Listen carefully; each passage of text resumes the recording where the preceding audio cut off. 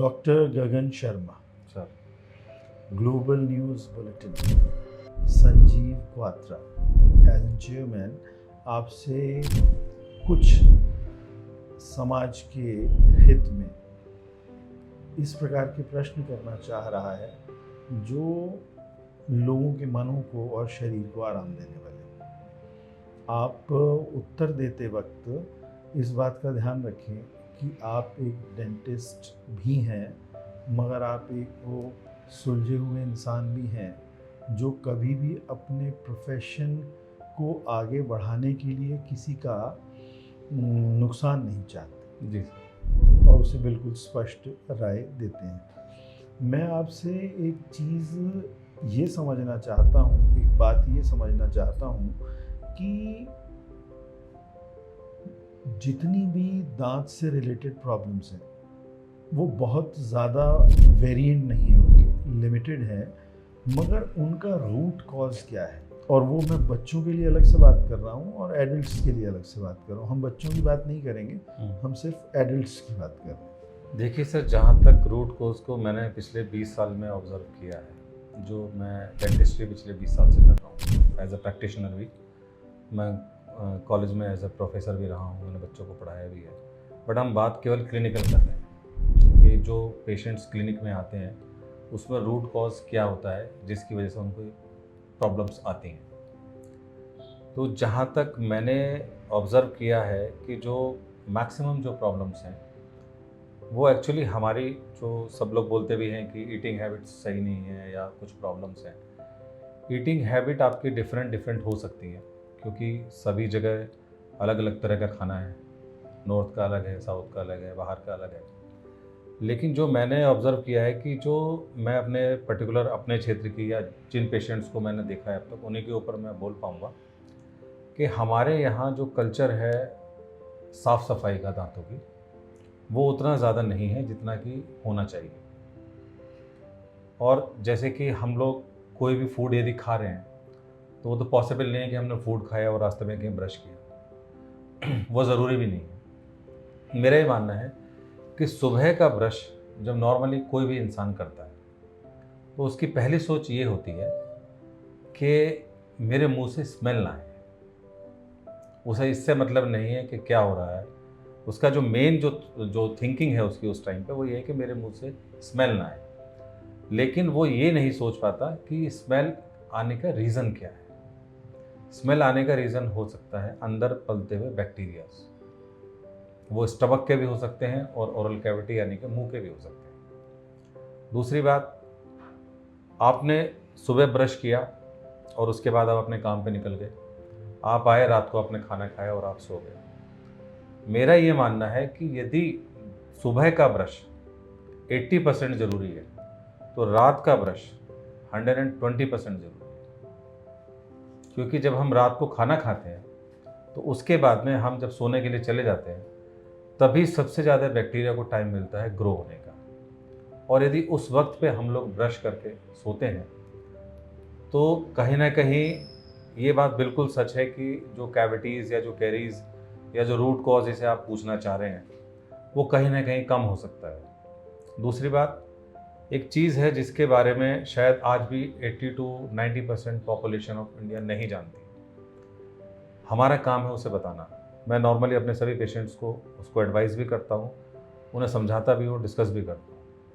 That thing is known as floss. Floss एक ऐसा धागा है जो दो दांतों के बीच में जाके काम करता है और वो जो खाना हमें नेकेड आई से तो दिख ही नहीं सकता और ब्रश करने के बाद भी जो हमारे दो दांतों के बीच में रह जाता है वो खाना जब तक उस फ्लॉज की वजह से काफ़ी हद तक वो क्लीन हो जाता है। तो जो मेन कॉज मेरी नज़र में है वो है कि ठीक से दांतों की सफाई का ना करना या उसे इतनी इम्पोर्टेंस ना देना कि जो जितनी उसको इम्पोर्टेंस चाहिए। गगन जी, आपने बिल्कुल ठीक कहा और जो आप कह रहे हैं अपने अनुभव के आधार पे वो बिल्कुल अक्षरशः ओके है, मगर एक ना इसमें हिडन थिंग मेन है जो एक डेंटिस्ट को भी नज़र नहीं आ रही कि इंटेस्टाइन का ही रोल है दांतों को संभालना। आंतों की सेहत दांतों की सेहत है, बिल्कुल। और ये हम भूल जाते हैं और हम दांत को अलग और आंत को अलग करके देख रहे हैं। मगर आप यकीन मानिए, अगर हमारा इंटेस्टाइन सिस्टम स्ट्रांग है तो दांत मजबूत रहने वाले हैं। जो एसिडिटी हमें हमारे स्टमक में, चेस्ट बर्निंग में नज़र आ रही होती है, वो एसिडिटी एक्चुअल में दांतों से रिफ्लेक्ट हो रही होती है। बिल्कुल। और दांतों से उसका रिफ्लेक्शन, ये हल्के फुल्के कट्स जो हम महसूस करते हैं, जिनकी हम फिलिंग करा देते हैं और वो फिलिंग कराने के बाद फिर निकल जाते हैं, उनका मेजरली निकलने के पीछे जो रीज़न है कि वो जो एसिड वेन्स में दौड़ने लगता है, ब्लड में आ जाता है और भी जो कंटेंट है उनमें कन्वर्ट जब हो जाता है, तो वो कहीं ना कहीं प्रेशर दे रहा होता है, उसको निकलने की जगह चाहिए। जितना ऊपर चढ़ चुका वो दांत के माध्यम से, मसूड़ों के माध्यम से बाहर आता है, बट उसके इतने वेरिएंट्स हैं कि वो अपना अपना रास्ता अलग अलग निकालते हैं और वो बाहर आते हैं। अगर हम सही मायने में दांतों की स्थिति को स्वस्थ रखना चाहते हैं तो हमें दांतों की स्थिति को स्वस्थ रखने के लिए ही भोजन करना होगा। उसमें ना करना भी गलत है, ज़्यादा करना भी गलत है, मसाले ज़्यादा भी गलत हैं और बिल्कुल हल्का भोजन भी गलत है। ऑन एंड ऑफ ज़रूरत के हिसाब से। पैरामीटर सिर्फ एक है कि हमारी मॉर्निंग अच्छी होनी चाहिए। जब भी हम फ्रेश होने के बाद मॉर्निंग में खड़े हों तो हम जागे हुए हों। अगर हम उस वक्त अपने अंदर सुस्ती या नींद का वो प्रभाव महसूस कर रहे हैं, इसका मतलब निश्चित रूप से हमारी इंटेस्टाइन स्ट्रॉन्ग नहीं है जैसा उन्हें होना चाहिए। तो ये तो जिन दांतों के लिए हम बाद में आकर ट्रीटमेंट लेने लगते हैं, वो लास्ट स्टेज है जहाँ पर वो रिफ्लेक्ट हो रहा है। मगर उसकी फर्स्ट स्टेज हमारी इंटेस्टाइन्स हैं, हमें उसी पर काम करना चाहिए। एज एन डॉक्टर मैं आपसे ये अपेक्षा करूँगा कि भविष्य में आप इस चीज़ की स्टडी उस नज़रिए से करें जो मैंने आज आपको दिया, और ये अवेलेबल है जी। क्योंकि हम डेंटिस्ट बनने के लिए एजुकेशन ले रहे हैं तो हम सिर्फ वही ले रहे हैं, बट जब एक साइकेट्रिस्ट कम डेंटिस्ट कम कम कम फिर बहुत चीज़ें जुड़ती चली जाएंगी जी। उस भावना से हम प्रयास करेंगे तो जो हमारी भारतीय संस्कृति में बातें कही गई हैं, तब डेंटिस्ट नहीं हुआ करते थे जी। क्योंकि आवश्यकता होती नहीं थी, या तो दांत निकल जाता था या रहता था जी।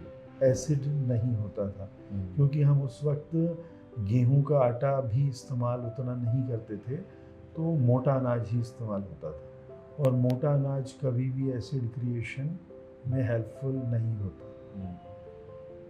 ये मैंने अपने साथ अनुभव किया, कुछ दिनों में ही अनुभव किया जी। तो मैं आपसे ये अपेक्षा करूँगा कि आप इस डेंटिस्ट के साथ उस स्टडी को एक बार ज़रूर करिए, और मैं आपको इनवाइट करूँगा कि आप ग्लोबल न्यूज़ बुलेटिन चैनल के हेडर में बैठकर कुछ ऐसी चीज़ें बता पाएँ भविष्य में जो वास्तव में एक मानव के लिए प्रेरणादायी हों, और हम उस मार्ग पर आगे बढ़ सकें कि हमें डेंटिस्ट तक पहुंचने की आवश्यकता ना रहे। मगर आपके प्रोफेशन के मंगल कामना मैं ज़रूर रखूँगा, ऐसा नहीं है, और जितना भी हम कह दें 100% इम्प्लीमेंट नहीं हो सकता, बट जो भी जागरूक मन है, अगर वो इस भाव को पकड़ते हैं तो बहुत कुछ आगे बढ़ा जा सकता है। सही बात। आप कुछ कहना चाहेंगे और तो कह सकते? बस मैं यही कहना चाहूँगा कि अपने दांतों का ख्याल रखें और उसके साथ साथ अपनी आंतों का भी ख्याल रखें। बिल्कुल ठीक बात है। Thank you sir.